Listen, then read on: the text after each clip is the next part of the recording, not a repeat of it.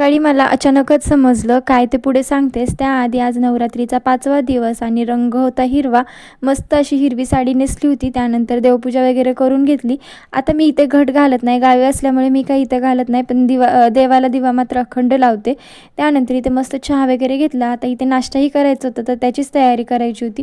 तयारी वगैरे तर मी आधीच केली होती, फक्त मला फोडणी द्यायची होती. तोपर्यंत पिल्लूही उठून बसलं होतं, तर त्याला घेऊनच इथं फोडणी वगैरे देऊन घेतली. नंतर त्याच्यासाठी मला खायला बनवायचं होतं, तर त्याच्यासाठी मी उपमा वगैरे बनवून घेतला होता. आता मला इथे बनवायचे होते उत्तप्पे. आता काल इडलीचं पीठ शिल्लक राहिल्यामुळं म्हटलं चला त्याचेच उत्तप्पे बनवून घेऊयात. इडलीचं पीठ शिल्लक असलं त्याच्या दुसऱ्या दिवशी जे उत्तप्पे बनतात ना, ती खाण्याची मजाच वेगळी असेल आणि मला तरी वाटतं की प्रत्येकाच्याच घरी असं होत असेल. तुमच्याकडेही असंच होतं का? मला कमेंटमध्ये नक्की सांगा. तर छान अशी ते उत्तप्पे वगैरे करून घेतले, नाश्ताही करून घेतला. आता मला यांनी सांगितलं की आपल्याकडे आज पाहुणे येणार आहेत आणि तेही जेवायला. आता मला हे ऐकून तर छान वाटलं, कारण की नवरात्रीचा इतका शुभ दिवस आहे आणि आपल्याकडे पाहुणे जेवायला येत आहेत. तर म्हटलं चला स्वयंपाकालाही लागू आहे. तिथे पनीरची भाजी बनवायला घेतली होती, वरण भात असं सगळं माझं बनवायचं ठरवलं होतं. मस्त इथे पनीरची वगैरे भाजी बनवली होती, म्हणजे मटार पनीरची भाजी बनवली होती. कणिक वगैरे मी आधीच भिजवून ठेवली होती, पापड वगैरे तळले, छान असं वरण वगैरे करून घेतलं.